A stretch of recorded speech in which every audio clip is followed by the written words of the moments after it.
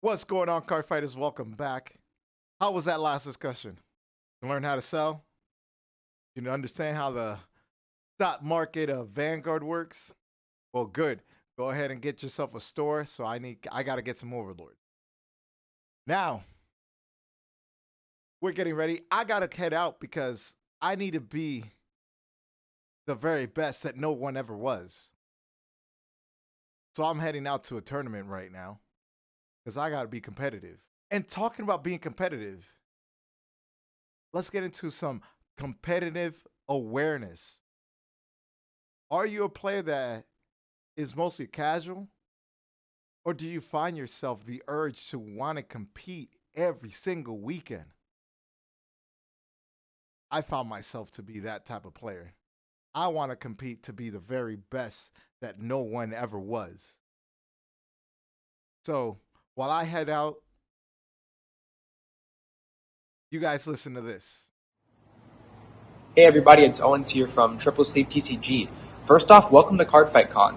We have a big event planned for you guys, and thank you to Sean as well, just for making this whole entire event possible, for getting everyone together, and making this something really, really big in 2020.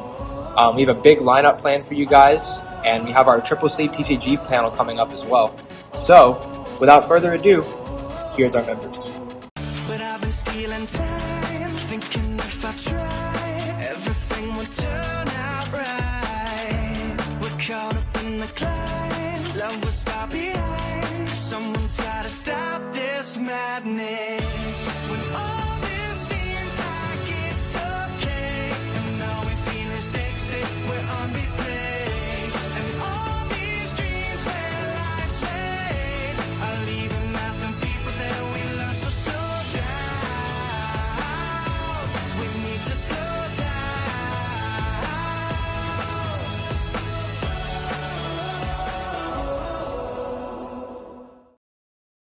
We're doing this for Cardfight Con. We're excited to answer some questions you guys have.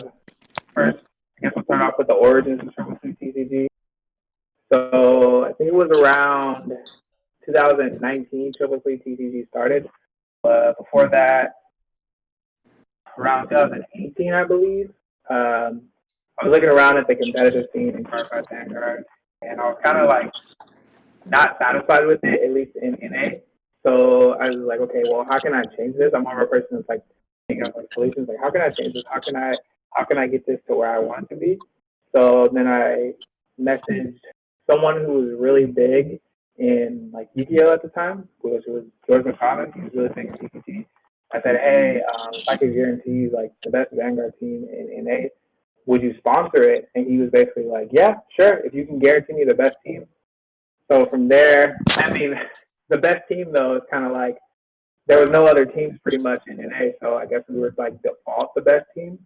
But through the branching off, like you see people who flourish and like who top and who've done well, like Nikki Goldman, right? Like before Nikki Goldman was on PPG, like not a lot of people knew that this 17-year-old, 18-year-old from SoCal was probably one of the best players in NA. And then from there on, I got the idea of, well, I didn't agree with everything that George had laid out. And also, like, he had other teams, like he had Magic, he had Pokemon, and I wanted something more specifically targeted for Vanguard. So I said, I'll just do it myself. Then I was like, okay, well, I need some way to fund this team. So I guess I'm going to sell cards to fund the team. And I had no idea it would be like this. I thought it would just be something fun. I did with my friends on the side, and everything we made wasn't going to be for profit. It would be for just helping out players and stuff. But it turned into like a little bit more than I thought it would be. What about you, Jake? You were there near the beginning. What do you think? So I guess like I kind of agree with you. At first, I thought it was just gonna be something fun to do. I didn't think Triple Sleeve was ever gonna get like super big. I was like, hey, we'll see where this goes, and if it goes, it goes. If not, oh well, we did it. It was fun, but it's been real.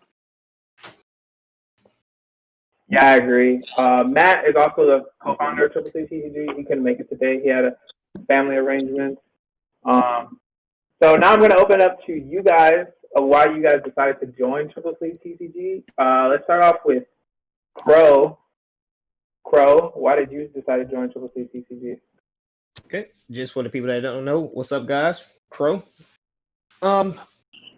So I decided to join the team because I was like, I'm really big into esports, specifically like the Smash scene. Absolutely love the game, and I was like, wow, it'd be absolutely amazing if we had an actual team, like an esports type organization for Cardfight or just for TCG in general. I know like Yu-Gi-Oh has like teams and things like that. I think Magic might have teams too, if I'm not mistaken. I'm not entirely sure. I don't keep up that scene. But I was like, man, that would be cool for something for Vanguard. And then you had messaged me out of nowhere. I was like, hey, what's going on? And then when you had offered me, hey, did you want to join the team? I was like, I thought about saying, this is exactly what I wanted. This is something big and something that can actually change the scene in general. Because just like you said before, I thought it'd just be like just a group of people, just getting together. Because I know I have my own little small team in Georgia, not anything official, but I think this can pretty much just change the landscape in general and just show how competitive Cardfight can actually be. It can hold up to like the big dogs like Yu-Gi-Oh and Magic the Gathering and Pokemon. Yeah, I definitely agree. It's like you said, that's what we're trying to do. We're trying to change the culture here. I think, and especially in NA, my ideology of like making this push forward in Times of Victory was one of the first. So yeah, it's good. Jake, what about you?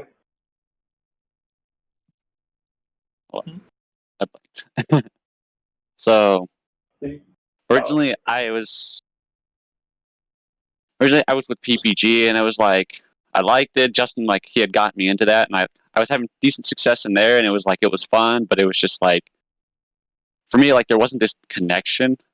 And so like when he talked about Triple Sleeve, I was like, oh, hey, this is kind of cool. And like I remember he had talked about like getting Howard on the team, and I was like, yo, me and Howard just won this regionals, or got second place at this regionals, and I was like, yeah, I'd love to be on a team with him. He's a good guy. And so I was just like, you know what, PPG's great and all, but I'm gonna try to make this jump because I like this better. And yeah. Yeah, and one thing, like, it was kind of a risk, right? Because PPG had the branding, they had the name, they had the funding. So when I came up with this idea, a lot of people were like, why would you leave something sponsored by something so big like Ultra Pro? Let's go to John. I mean, well, unlike y'all, I mean, most of you guys, you've already accomplished some things. You've hit some tournaments. I honestly, for the last few years of me playing Vanguard, up until recently, I haven't been able to get the tournaments and stuff like that. It's only been 2018, 2019 that I've really started, spreading my wings as a professional player. So when I teamed up with Jake and we hit that premium tournament and we were just like, yes, let's get it. That's when, I met you that same weekend, Justin. And, I was really being seen for, the talent that I haven't really been able to tap into. So, being on this team with you guys, I saw it as my opportunity to grow as a player. Like I want to say that my competitive scene started when you asked me to join Triple Sleeve. So, like, without joining Triple Sleeve and getting out there, I wouldn't have known that I could make it to Worlds on my first try. You know what I mean? Yeah, definitely. When I met you that weekend, it was great. Okay, let's go to Andrew. Andrew, bottom right, Andrew Williams. Yeah.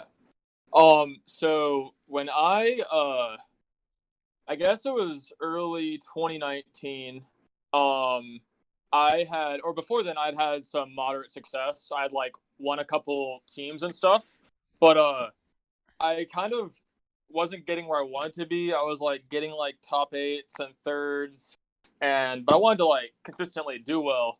But my big issue for me was that I didn't have a good support system, that I felt like I would be able to like travel as much as I want to or test as much as I wanted to. Because like when you're locked into locals in Birmingham, Alabama, and you have like 10 people who play every Saturday, and then half the time they don't even show up, you don't have a lot of chances to really grow. So you have to rely on the same people a lot. And my teammates at the time, Noman and David, were really helpful for me to be able to succeed. But like at a certain point, you can only do so much with what you have. So it was I just kind of made the bet that the team would give me the resources I needed, and then like turns out they did. Like I top 8'd Worlds, and I topped like 2 or 3 other events after I joined the team. So like just goes to show. I guess I top 3, yeah, 4 of them, yeah, top 4 of them, 5 counting Worlds. So yeah, I mean like it just gave me the resources I thought I really needed to be able to succeed, which I wanted to. So yep, that's it. That's a great answer. And I don't know if you guys noticed, I try to kind of go in order. So now we're going to go to Andric, the newest member of Sleeve TCG. I'm going to put out something when this goes out. I've been waiting for a while, and something I wanted to announce for a while, but I've been waiting for this to happen. Andric, can you tell us about your journey to TripleSleeve TCG? I mean, I just got with you guys, and it's been a great experience. I've known Williams and Crow for a while, but like, I've never had like a team to play with before. It's just been me and my friends going to locals or like driving out to Georgia together and hanging out for the weekend. And like, I'm super excited to finally be part of a like I guess a bigger thing in Vanguard because I've always wanted this in this card game. Because I've played Yu-Gi-Oh and I used to do a lot of esports like Crow did too. So I used to play Call of Duty. But we've never like it never felt like a true like competitive scene until we started getting teams to start coming up. Like I would think I went to my first like states wide event back in like 2017 and I didn't start going to like big regionals till 2018. And I've been picking up top 8s here and there pretty well. And I'm excited to see how that's going to grow with being able to play test with you guys and travel and go to all the events together. Yeah, definitely. Like right now, because of BPS, there's not a lot to do. But because of the COVID pandemic, there's not a lot to do. But when there is a lot to do, man, like definitely staying up like late nights, practicing with Owens and stuff has helped me. Yeah, I'm super excited for all right. that. Yeah, definitely. All right, well, since we're all in America, can you tell me about how you guys stay up with the latest, what's topping, in other areas or other regions, because like we're one of the last places to get stuff compared to the more popular regions that play Cardfight Vanguard. For me, basically, it's like looking on Twitter and looking on YouTube and figure crafting. But what about for you, Crow? I know you're always proxying. You're always looking for the next thing, something that's going to be great. Right. So a lot of the times, I have a homie that works at Super Games, which is one of the bigger card shops that's in Georgia.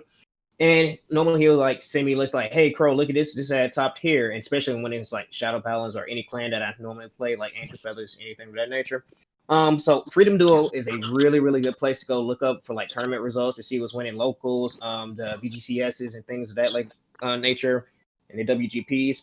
Normally look at the list there, see what what they're running, try and pick their brains a little bit. I'll run their deck. Like me and my girlfriend will run their deck, play tennis. I was like, something doesn't feel right. I change some stuff around and see what I can do to keep up. I want to get ahead of the curve. If you get ahead of the curve, when time comes where you're set to drop, you're gonna have a huge lead on everybody else.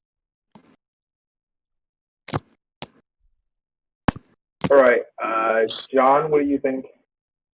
I mean, I definitely do the same thing as Crow. As soon as new cards get revealed, and as soon as we're able to put that little thing on the picture, I hit up my homie Tim. I'm just like, hey, yo, I need like a whole set of these, bro. Like, hit me up. Before Luar came out, I had the entire deck proxy.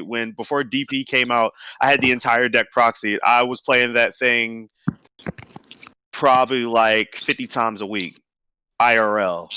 You know what I mean? Like, I have 2 days per week that I get around with my local testing group. We all proxy stuff and we all sit and we get together, we play, even if a tournament is happening right when a set releases, that way I already have the knowledge of knowing what I'm doing. So all I have to do is pick the cards up, slap in the deck and play. Yeah, I remember when I started to kind of semi-get competitive, I would want to proxy cards and people would like down to me. They're like, why are you proxying cards? Why don't you just like get it? And I'm like, well, if I get it, like, how do I know it's gonna work? I'm personally a big fan of proxying. I think you always want to see like how something will interact with your deck. So, what about you, Andrew? Like, how do you prepare for tournaments, and how do you incorporate what's topping in other regions to our game here in America? Sure. So I think my perspective is a little bit different because I only play the same thing like all the time. So at least for premium, I test everything or like I have a good idea and then I just apply that to Great Nature Theory. So like normally it's like the same thing. I test the decks, I look at the cards, and then I'm like, all right, well this is what I think is going to be popular, and I change my deck to do that. For standard, it's a little bit different because you can't just play whatever you want in standard and succeed. If you're like skillful with the deck. So for standard, when I top aided with Hyuga in Atlanta, I tested Hyuga probably like probably close to like John's numbers, like 50 times a week or whatever, like until I got a really good list that I liked. And that's also why I think Noman was able to succeed because the list was good. But normally, yeah, you just gotta test a lot, and you have to test against like good people too. I think that's a pretty big problem is people test against their friends and they win against their friends, but if their friends like aren't very competitive, then they might get the wrong idea about how good their deck is, and so they might get like a false sense of confidence. And then when they go to a regional, they'll be like really surprised when their like Messiah deleter deck that beat all their friends dies to Luard on turn 3. So yeah, I think it's just a lot about perspective and knowing like if you have a good foundation for the game and you can know like what cards are good or not by just looking at them, then you can easily test better. You won't waste your resources or whatever when it actually comes to testing. Because like we all like adults have jobs and we have school, so we don't have like endless hours to test. So we really have to put our effort into like choosing the right things and making sure we don't waste our time. So yeah. Yeah, I agree. I think sometimes when people test, they're just testing just a test. But like you said, because we only have a limited amount of hours, you have to make sure that testing is actually going to accomplish something and not just going to locals and slapping over some triggers. Like sometimes when I'm in a game with someone and I get double crit, I sack them. I'll be like, okay, no, like let me put one back because I actually want to test. I actually want to continue game state. So, what about you, Condrick? Well, how do you stay up to date on your Shadow Paladins? So I mean, I'm always like scouring Twitter and Reddit and like YouTube for new deck lists or whatever's topping. Like I think Can You Say G is one of my biggest guys on my Twitter feed in terms of results. But in terms of like testing and like working my deck list, obviously like for premium, I'm always playing Luard. I feel most comfortable on that deck, and I adjust the way I play or text in the deck based on what's relevant. But like me and my roommates especially, we play almost every day. We're constantly play testing new decks. It's just as long as you're getting hours in against decent players with the decks that are relevant in the meta, I think your play test time is going to be well spent. Yeah, I agree.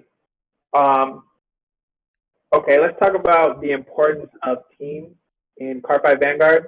I would say for me, when I first realized how important team was and how important the team structure was, like what Andrew brought up, when I was testing, a lot of times I was always testing with like kind of like blind testing with like random people. And I remember I wasn't topping. This is before I had any tops. I wasn't topping, and then I played with Daniel Herrera. He was on. I got him on PPG, and that's when he first just came off his Worlds win. I remember up until the latest singles Anaheim event, we tested literally 7 hours a day every day, and that I credit him to a lot of why I topped. So I do think having some sort of team or having some structure with good players is really important. I don't know. You guys' thoughts on that? What do you think, Jake? Like, what do you think? How important do you think team is if you want to be competitive in Cardfight Vanguard? So with teams, I think it's like it really pushes the competitive scene. People want to do better. Like when they see, 5 people from Triple Sleeve TCG topped, and they're like, oh, but look at Strictly Broken over here. We got a bunch of tops from them over here. And they're like, oh, but look at all these other teams. It drives players to want to do better, and just people put more effort into their testing. Thus, the competition gets better. Yeah, and Crow, do you have anything to add what Jake was saying? I agree with what he said. With teams, I believe, just as he stated, teams, you end up other people looking to the scene. That's actually how you draw more attention to the scene. People's like, oh, there's so many teams, or there's X amount of teams like WTC, Triple Sleeve, Strictly Broken, Vision. People look at those teams and it's like, wow, how in the world can I myself be a part of a team? And people's like they'll ask questions, and at that point you get more people to play. More people end up play testing. They drives the competitive scene overall as well. That's the importance to me to help build a competitive scene. Yeah, I agree. What about you, Condra? Because you, like you said, you were looking from this, especially last year when the whole team thing went awry. When we got big, you were looking at it from an outside perspective. So did that affect your mentality, looking at all these players teaming up? Yeah, honestly, for sure. Cause like I remember when I was first getting into regionals, and I had seen like Williams and Noman and all these guys topping that like always play test together and are always doing well. And I remember back in high school, like when I first got into competitive Vanguard, and I'm like, I'm gonna drive out to the card shop every day. I'm gonna play test every day with these guys. Like I was playing with Kevin Russell, who was like a nationals winner, but like our locals felt stacked.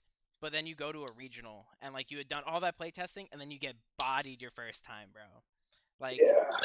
it really puts things into perspective and makes you want to like put more time and get better at it, because like you really care about the game, and it's just a matter of putting the time in and getting a good understanding of the game and getting enough practice.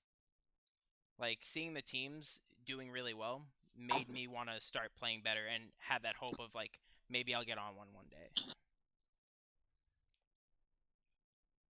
Yep. And then, Howard, what about you? Teams are definitely important, whether if they're your small local teams or if a team like ours who live in different regions. When I'm stuck on something and my local group can't figure it out, come to you guys. I'd be like, hey, yo, how y'all feel about this? Where y'all coming from with this? Like, and I take any and all criticism. I don't care if y'all be like, yo, that's kind of whack, bro. Like, you probably shouldn't do that. That's what you guys are here for. I should be able to come to you guys to get a complete unbiased answer. Just because we're squad homies doesn't mean if I got a bad idea, y'all roll with it. You know what I mean? Like, I want y'all to just stop me in my place. So definitely, for sure, I think it's important. And I think we only grow as players to have this connection, to have your teammates to be able to look out for you in that manner. And William, what about you? Yeah, so I've been playing competitive card games since I was like 12 years old, and I used to read a lot of like old ARG Yu-Gi-Oh articles, and like my like young dream was to be on a team, dude. Those people had so much swag, and like they would win everything, and you had people like Hoban and like all the other like big names like Eric Christensen on PPG and everything. They would win all the time, and I was like, I want to win all the time. Why can't I win all the time? And I kind of attributed that to having a team. But like before, I think like teams give people something to like aim towards most of the time. Like because people see like a team as kind of like an illustrious thing. It's kind of prestigious. And then like even like on the other side, like people are just see like these people top all the time. Nobody likes losing. So they're like, well, I want to top all the time too. And so I think it kind of drives. It's a nice driving factor for people to try to get better. And then if they even like make their own team, like that's great. Like come out and try to compete, because like if you just test all the time but you just stay at home or you stay at your locals, then you're kind of like wasting your potential. So yeah, I think teams really help drive the competitive scene of a game for real, especially in a game like Vanguard where there aren't a ton of events every weekend, and so it's kind of like more like it's a bigger events or bigger importance of events, not as frequently. So yeah, that's it. Yeah, that was a really good answer. Yeah, I agree. I used to see a lot of the Yu-Gi-Oh players, and I used to be like, man, that'd be great if we had something like that in Vanguard. So this next question is for John and Andrew. To be fair, this isn't everyone we have on our team, and this question is about Worlds, but this isn't everyone that qualified for Worlds on our team. We actually had quite a few people on our team that qualified for Worlds while they were on our team, but they're no longer on our team. But we wish them nothing but the best. No hate. Like it was just time to move on or different. Everyone's in a different place in their lives, and we respect that. Like, we're still really good friends with those guys. But for John and Andrew, what was the experience like at Worlds? Like, do you feel like the competition was great? Do you feel like it was better than you expected, worse than you expected? How did different play styles from different regions? What was that like compared to what you guys are used to? John, do you want to go first since you were No, bringing Andrew. Game Boy? Andrew, you definitely got it. You go first, man. John, you went undefeated. Yo, y'all gonna stop saying that, yo.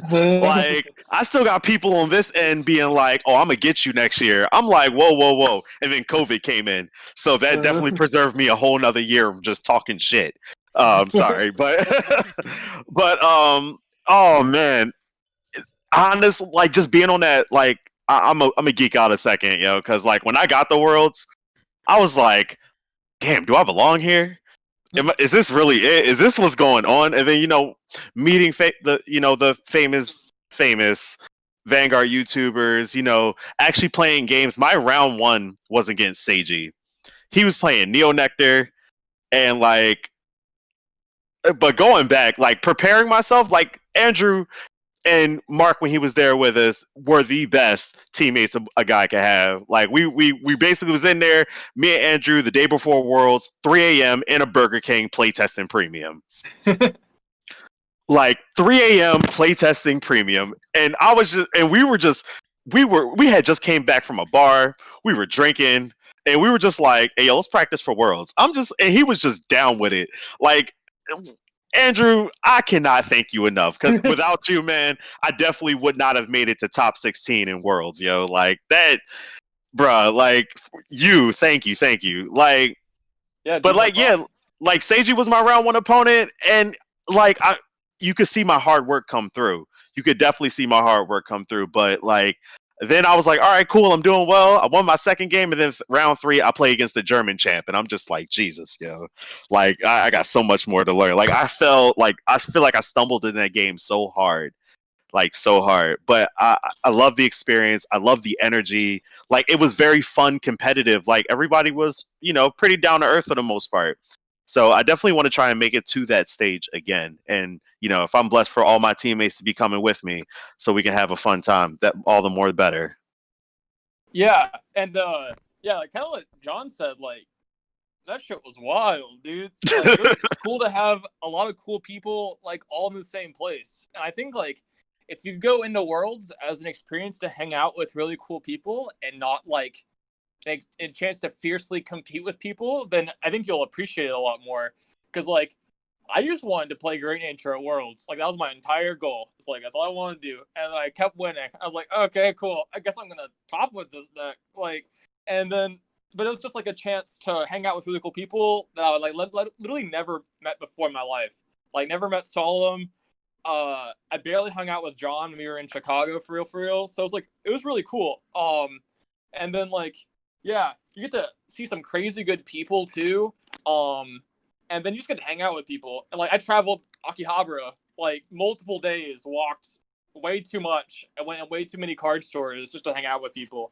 And like Worlds is only one day, so like there's so much more time to spend like traveling Japan and stuff. So, but yeah, Worlds the experience was really cool. Getting to compete with people, getting to talk to people, meet people. Play styles are really different too. I always kind of thought that like in the and like the Eastern countries, like their play styles were a little bit more defensive and stuff, and kind of found out some stuff about that. So yeah, it was pretty sweet.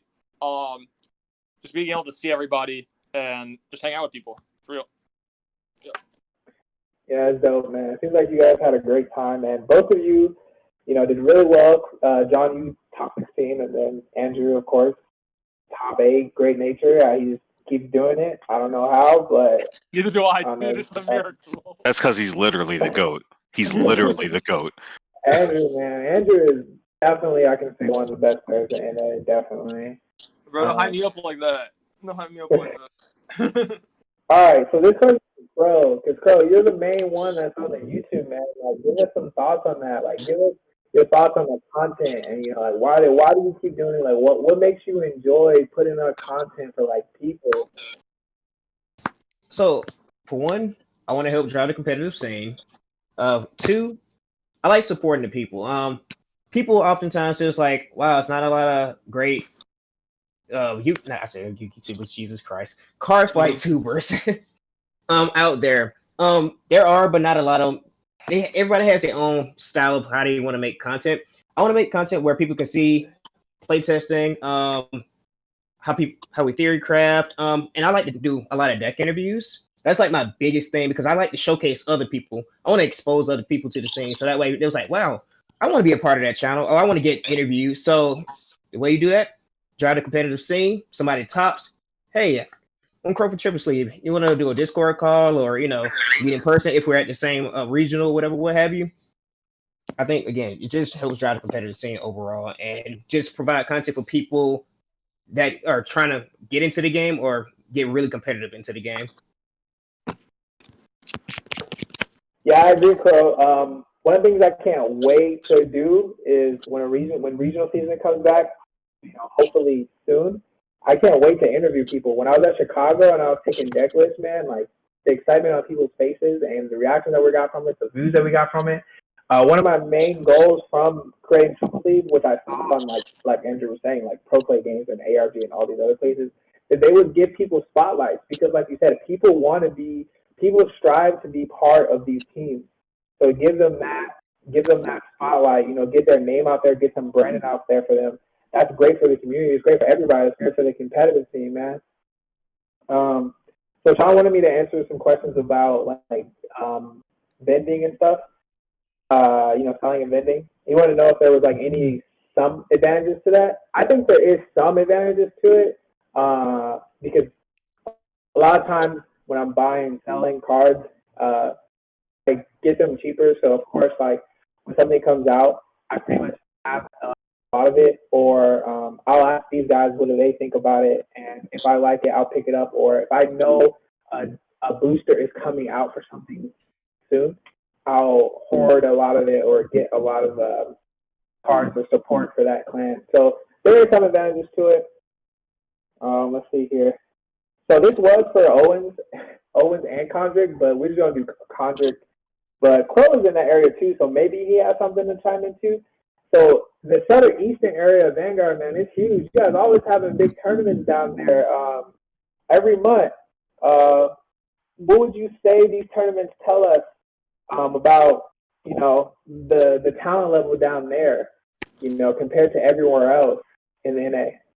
So honestly, I think the Southeast is stacked. I think Florida's stacked. I think Georgia's stacked. Like we have some of the best players in the country down here, bro. Like high key. But For sure. in terms of especially the most recent couple events since COVID had hit and it started letting down a little bit, and we ran I think a couple 40-man statewide events that people drove from Tennessee, some people drove from Georgia for. It was really cool to see. I think standard is always going to be super meta reliant. I think that the tops are always going to be just the best decks that are out at the time, and especially because these were landing on release weekends. It's usually the newest deck that was out. But in terms of premium, I was actually super surprised by how much diversity there was. I think there were only 2 or 3 different clans that had multiple people playing the deck, and even with Spike Brothers, that was 2 of our top 8 at the last big event for premium.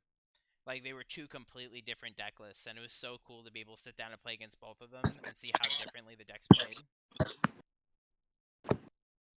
Yeah, definitely. Southeastern hotbed, man, hotbed for some talent. Crow, you want to try and enter that? Because like Andrew said, you guys got some heavy hitters down there. Yeah, I definitely agree.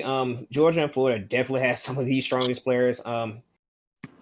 Condrick, myself, Owens, Georgia players, Matthew, myself. Just overall, I enjoy the tournaments. Really fun events. Again, it helps drive the competitive scene as I keep saying over and over again. But just being able to see just the different talent levels, you can literally tell the physical difference between a low level player, mid level player, high level player, and top level player. I like to put them in 4 different categories because you can averagely tell your low level players, or normally like those individuals are just getting into the game, like they don't know too much. They're trying to find out what clan they really like, what are they, get into. Then those people they want to speak to like those other people that's at a higher level. And it's like wow, and it kind of helps people find out what they really like, their play style, and things of that nature as well. So you just get to see all of that attending those events. And again, myself, I even tried to host like I've managed to hold 2 different tournaments myself just as a TO, just to try and get that experience as well and see how just the smile on people's faces being able to go to these events is absolutely amazing. Like I literally had a guy come up to me, he was like, Crow, you are literally the leader of the Georgia scene. Like I cannot thank you enough. I was like, dude, do not give me praise whatsoever. I love the game. And if people love the game like that, obviously it just makes things better. It drives more sales and things of that nature. Yeah, I completely Just more agree with exposure. like seeing like the different caliber of player when you go to these bigger events. Like I remember at the last like regional that we had a couple, I think last month, and Owens came out to it. My roommate ended up playing Owens in round 2 or something, and he told me afterwards, he's like, I sat down and I knew the guy's name because you had told me, and I felt his nen.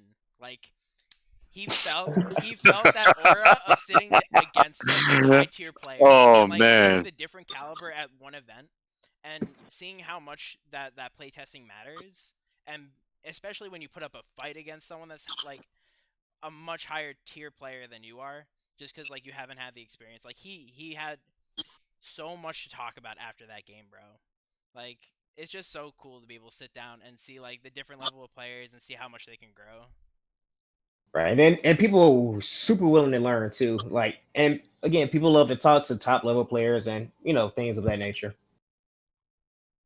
Yeah, I definitely think um, we've experienced it or we've seen it in someone else when you're playing someone or they're playing you, and they finally see the difference in skill level and how much Vanguard, how much testing you can do to to improve your game, and like it's like a click in their head, like oh wow, like there is something. It's not just flipping over triggers. There is some things that you have to like know and test.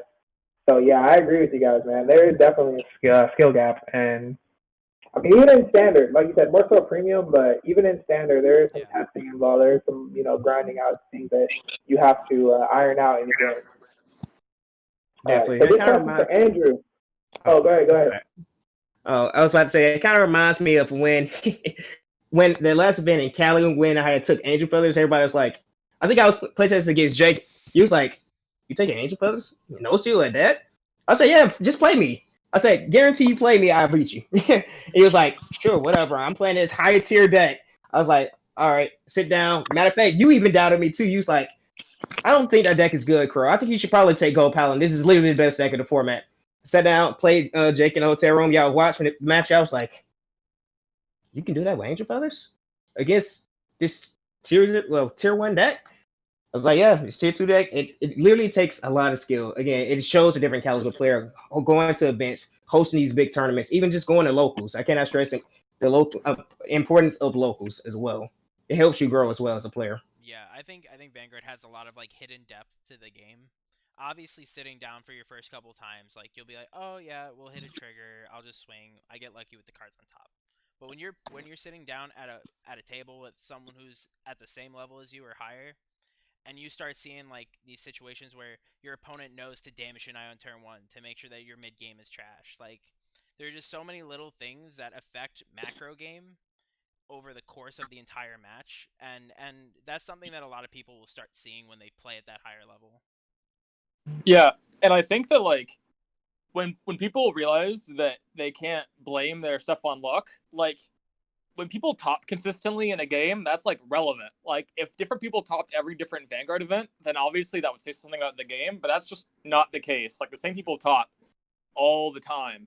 Like there's at least like 2 or 3 known people in the top 8 for typically premium, but even some standard events too. Yeah. So it's like once you like you have to like if you're trying to overcome like you're trying to like change like skill tiers like what Crow was describing, you have to realize that there's something you're doing wrong, because like you can't blame it like, oh, I didn't hit a crit on this check, but like you expect all these top players to hit crits on all their checks too, because that's not this is not feasible. Like you have to realize that there's something that you're doing wrong, and then once you do that, you can start succeeding well as long as you really apply it well. So, yeah. Yeah, I like what Andrew said. Well, Conjure, he said, like, you know, there's hidden deaths. You know, there's micro things that you have to learn. So I think we all know someone who's like, oh man, like, you know, they don't top and they're like, oh, I just didn't get the trigger, you know, or something like that. But like I said, like it's more than that. But you know, they'll come to that realization just like I did, just like you guys did, just like people who learned from you guys did. You know, it takes time. This question's for Andrew, the GOAT, Andrew Williams, the GOAT. You know, that's player NA. Andrew, uh, you're the best Great Nature player in the world, man. I know that feels great. Even when the deck's not at its peak, man, you could just show up to a regional, win with it. You could just show up to World where the best players are and top 8 with it, with something so much worse than everything else. How do you keep doing it? So literally my entire goal is like 3 or 4 years ago. My goal was that I want to be known as the best player of a deck in the country. That was my goal. So I want people to like walk in and they see me like, oh, that's that guy who plays that deck. So and then I kind of latched on it was at the beginning of G, so I really started playing Great Nature seriously. Because I thought like, yo, Crayon Tiger and Mana Garmer, busted, dude. Garbage check on restanders. So I kind of like, so I just grind it. I read the entire card pool multiple times when new cards come out. Like you test it. I proxied when the last Great Nature set of G came out with Ball Earl and Amazing Professor. I grinded that deck for like months. I immediately proxied it. Same thing with like New Nature and stuff. But like, you just like if you really want to be devoted to a clan and you want to succeed with the clan, like you gotta put the time in. Like you can't just be like, I only play Pale Moon once a week, every couple of like for like 2 hours. So I'm a Pale Moon master. Like you have to like really know what you're doing. But I think also an important part about clan dedication is knowing when your clan isn't good. Like when Standard started and Great Nature didn't have their standard support, I didn't play the deck because I knew that it would be an awful idea. I wasn't trying to like sabotage my chance of success by like holding onto a deck. But ever since then, I've played it consistently just because like it's a deck I really enjoy playing. I'm really comfortable with it. I know the interactions really well. And I also think that it's one of the most flexible decks like in the game, at least for like premium. Like you can do literally anything in premium with Great Nature. Like you can even do like an infinite loop if you really want to. So like it's just like super sweet. And I'm just grown attached to it now. And now it's my identity, so I can't even like change it anymore. Like I'm stuck with this shit, even if I didn't like it now. But I do, so it's okay. But yeah, that's kind of like what I set out to do. Is just I wanted to be the best player in the country, and then it turned into the best player in the world when I was the only one playing the deck at an event. So yeah, it was just that's kind of what I've done. And like also when you get good with the deck, you can realize what other players are doing wrong. You can like I like used to watch a lot of gameplay online for Great Nature specifically, and I realized that I just like at a certain point I just couldn't do it anymore because like you realize that people are doing stuff wrong. But once you notice that people are doing stuff wrong and you know like what the misplays are, then you like can really apply that well to your own personal decks. Like we have 2 Shadow Paladin mains in this call too, and like I'm sure like John too with DP, like y'all can tell when a deck is good or not just by looking at it. Yeah. Like you don't have to test it to a certain extent. You can just look at it and see, and like And just know that so I think that's just kind of like yeah, or you can know like, oh, this card seems really cool, or like for a while it was like, is Isabel or Leopold the best deck, and now is Isabel or Big Belly the best deck. Big And Belly is so just kinda, busted, yo. dude, Big Belly's the best. I got Y'all nightmares get about. ready for that stuff, Yeah. and y'all get I ready have for that stuff nightmares in about that tournaments, deck dude. right now, yo. Like I'm fixing a. I was I'm playtesting with fixing my to sweep homie. stuff. He was like, he hit me like a billion times, and I was just like, bro, I can't do this.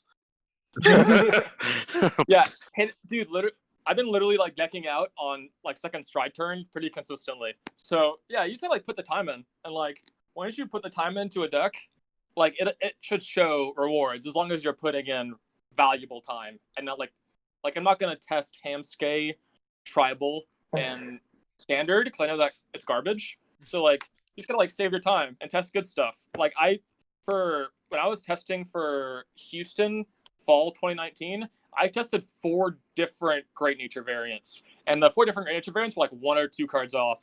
Like I was in like 12 crit, 10 crit, playing 2 Rhino, 1 Rhino, 2 Big Belly, 1 Big Belly, playing like other niche grade ones, 4 labeled Pangolin, 3 labeled Pangolin. Nobody knows what these cards do anyway. I'm just saying stuff to say stuff.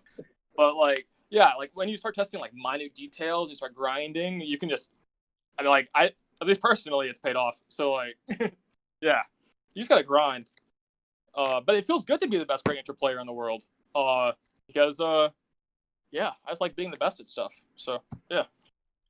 But Andrew, like, it's not just with Great Nature, man. Like, even Monarch Royal Paladin, dude. Like, how do you just keep doing it with like obscure, like, what's the sauce? So The goat, yo. the sauce is that I'm just better. Nah, but for real, I'm dead. Wow. dude, you just Come gotta at say me. it. But yeah, for the blaster stuff, when I got second place, I have to give mad props to Noman, because he grinded that deck a lot, and then he gave it to me the day before the event because he said he wanted to play Shadow Paladin. So jokes on him. I got my invite and he didn't. But that's so fair. Like, oh, I'm gonna play Shadow Paladin. Here, you take Monarch. You're yeah, like, all right. yeah, dude. The idea, it's like you have to like. I think part of being a really good competitive player is knowing what other people are going to play for that event. Like, because like knowing the meta is like so important. So we thought that like, all right, people probably aren't going to have a good handle on like the Shadow Paladin Lukier set, and people thought that Hugo was bad at the time. So people are going to be playing Gauntlet Buster and playing like herder decks, like dum decks. So this deck just like does really well. You can stay on Ganslot the entire game and you just like swing 2 crit with a drive check, and like people can't guard against that forever. It's insane pressure, and like Noman had the spicy touch of the dragon that like draws 4 cards and calls a full board, which was obviously very good. But there's some games that didn't even win on Ganslot. Like I just won on the other dragon just because the strength of the card quality and how good the deck was. But like yeah, the Royal Paladin thing, 2018 I topped with bugs. I went undefeated with bugs in Swiss, and that was pretty wild. Like, same thing with I topped the next day with Gallop too. Like it was just. I remember that. Yeah, it was wild. That was my first back-to-back. But yeah, you just gotta like grind. But once you get like really competitive and you know like what the card pool is, you can just like look at a deck and be like, this seems fun, or this seems cool, or this seems good. And for standard, honestly, also I guess the Nova Grappler thing in Chicago when I played the 12 crit deck. Oh yeah. Oh my goodness, Andrew. And the spicy Twitter run DI deck for premium. Like I like playing decks that are cool. Like, the only time I've ever really played meta for an event was when I played Hyuga in Atlanta. That's because I already got my invite, so I just wanted to play just to play. And you topped that one too, right? Yeah, I topped it with I got gridlocked at 0 for 4 turns and I lost. So sad. But yeah, like I just like playing niche stuff. When I have the chance, when I can afford to. Like if there's like a tier 0 meta, obviously I'm not playing tier 2 or whatever.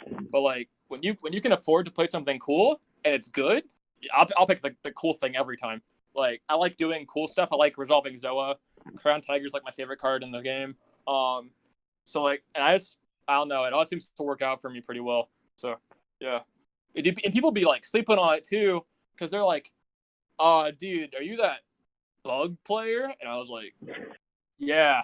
And they're like, dude, how are you winning? And I'm like, dude, I don't know. I beat OTT sometimes. So like, and like that's it. That's all you gotta do is just be confident and like also know what your strengths is, know the inside and out of your deck, and then you should be able to succeed very well in like any event for real. I like what you said about. Yeah, you can have a main clan, but know when your main clan can actually be viable. A lot of main clan players in Vanguard, and they want to be competitive, but they will live and die with their main clan. Oh, yeah. I think that's like really foolish because like you just gotta know that like I just have to realize that you know what, Hamsky isn't very good. I shouldn't play it. I should play Hyuga instead. Like, that's all you gotta do. Once you realize that, you can do really well. So, like, John didn't play DP for Worlds. He played Ezel because Ezel's a good deck. Like, that's all you gotta do. Just Honestly, learn that. if I'd have just had maybe 2 weeks of solid playtesting with Ezel, I'd have did better, yo. Because like I literally learned more about Ezel in a day at Worlds than I learned out of my entire playtesting. Oh, I can imagine. All because I forgot to read text on a card.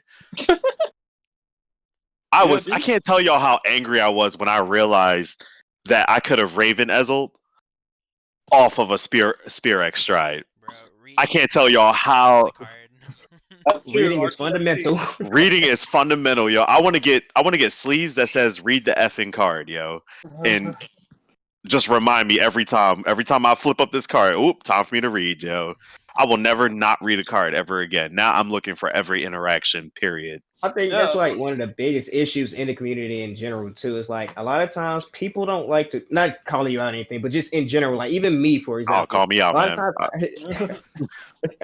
A lot of times people in general don't read text, and some people deliberately do not read text. You literally have to pick up the card and read it to them and like, yo, you know this does this, right? But yeah, reading is very important on the cards because that way you just find out like new different interactions as well. Like, oh, I didn't know I can do X, Y, and Z with, you know, A, B, and C. Yeah. And like it's just like I guess kind of like to go off of that, when they spoiled Monoculous Tiger for Great Nature in the first Great Nature set, I was like, oh, this card seems pretty good. And then I like read it again and I was like, wait, what does Talented Rhino stop you from guarding? And I was like, wait a minute. This is an unblockable Zoa attack sometimes. And then like, yeah, and then I like topped the regional with it. So like, yeah, he's gonna read. And like, you have to read and then apply that to the other cards. Don't just take it at face value. Like, do something with it. Like, because like you can have like encyclopedic knowledge of every card in the game, but if you aren't applying that to be competitive, then like you're just like wasting your time. So. Yeah, honestly, like every time I'm sitting down at a match that matters, I'm reading every card that's put down, regardless of whether or not I think I know it.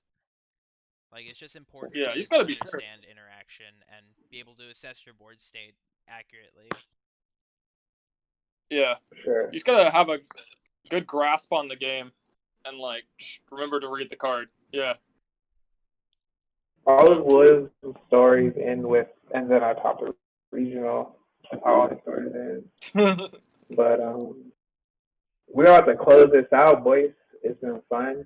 I'd like to thank all of you guys for showing up, especially Condrick. Like, this is official, like, welcome to the team. Yeah. As soon as this comes out, we're gonna announce it. I promise you, when like the season starts, man, it's gonna be lit. Right now, everyone's just chilling, you know, and I got school. Everyone has school or work right now. We're in a crazy time. Everyone be safe.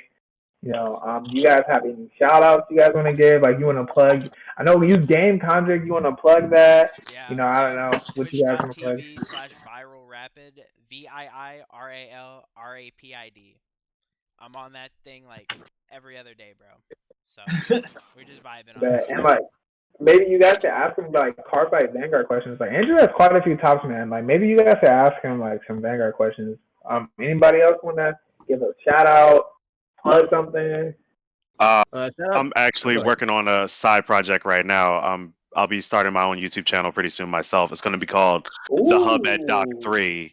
It's actually going to be mostly a DP channel starting off because I got a whole lot of crazy crap I want to start with it. So, and it's also going to be for my Gunpla building too. I'm going to do streams of building these little Johns. So, you know, once that starts coming up, I'll definitely let you guys know and, you know, come through, hang with me, man. Who better to learn from than Mr. 12-0, bro? Like, why would you not want to go? That is the best. That is probably like the apex of like, if I ever did that again, I'll know it wasn't a fluke, yo.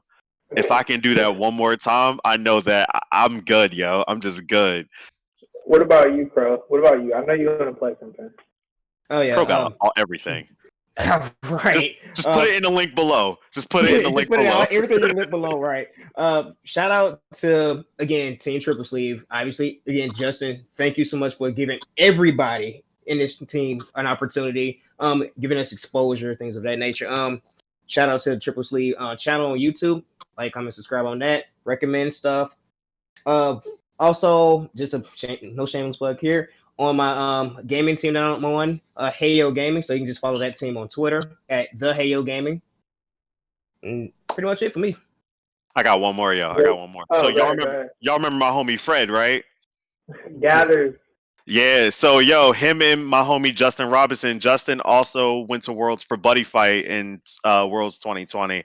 They just started up their own brand called The Dojo. They do Pokemon VGC. We're gonna be doing Vanguard really soon too.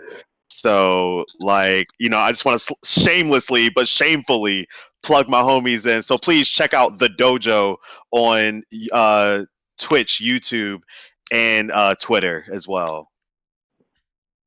What about you, Jake? You want to plug anything? Nah. Nah. Jake's like, it's just me. It's just me. All right. What about you, Williams? You want to plug anything? Yeah, sure. Well, yeah, I want to give a thanks to all the Triple Sleeve members for being really cool. Yeah, traveling with people and going to events with people is like probably my favorite part about playing any competitive game. Being able to hang out with people. But yeah, I want to give a cool shout out to anybody who's trying to be competitive at the game, especially like right now when everything's so uncertain. Like anybody trying to get better, like you just gotta like, dude, trust me. Like my first regional, like I like super scrubbed out. I went like, well, it was X2 drop at the time. Like they would auto drop you, but we hot dropped it round 4. So like, yeah, dude, y'all just gotta grind, and then hope to see y'all at the tournament stage. Yeah. Hopefully 2021. Fingers crossed. Fingers crossed. Yeah, hopefully, man. Hopefully we get to see you guys 2021. One thing I gotta plug is TripleSleeveTCG.com, man. Get what you need to be the best. So that's what it's about, right? Competing and trying to be the best.